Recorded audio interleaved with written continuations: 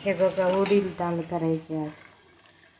काय भाजीला काय नव्हतं, हे मला उडीद डाळ केलं म्हणजे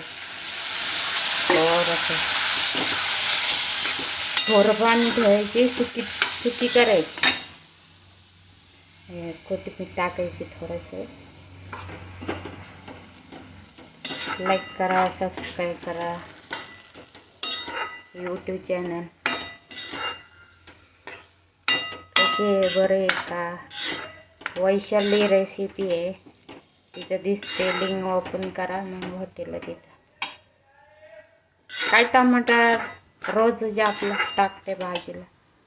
उडीद डाळ केलेले आज. लाईक करा, सबस्क्राईब करा.